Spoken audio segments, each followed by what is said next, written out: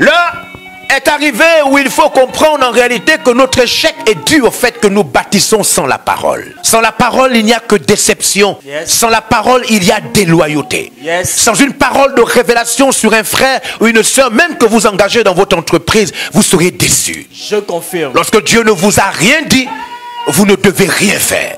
Vous devez rechercher Dieu de tout votre cœur au point de recevoir une parole pour tout ce que vous voulez faire. Amen. Quand Dieu ne vous a pas orienté, vous ne devez pas être orienté.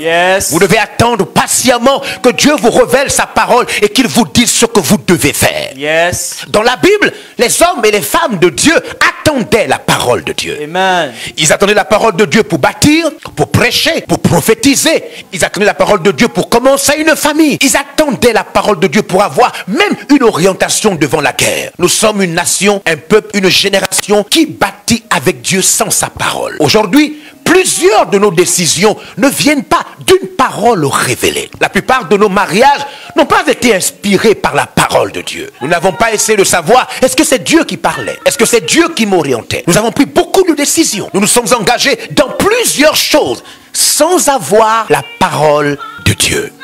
Combien de collaborateurs, combien de personnes nous avons engagés, même dans le cercle restreint de l'église. Nous nous sommes permis d'adopter des enfants, de les faire rentrer dans notre intimité, sans être sûrs que le Saint-Esprit nous avait donné une parole de conviction. Ce qui signifie que votre ministère doit être basé sur la parole. Amen. Votre service doit être fondé sur la parole. Amen. Votre vie, vos décisions, vos projets, votre entreprise. Certains d'entre vous sont certainement en train de vouloir commencer une affaire, lancer un marché. Certains d'entre vous sont peut-être en train de vouloir commencer une chose qui va avoir un impact important sur votre vie. La Bible dit, toute chose doit avoir la parole de Dieu. Toute chose doit être inspirée par la parole de Dieu.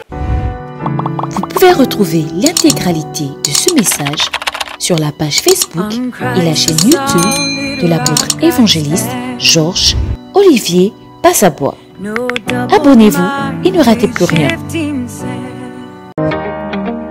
Cet extrait a été réalisé grâce au concours des partenaires VLR Impact TV. Merci, chers partenaires.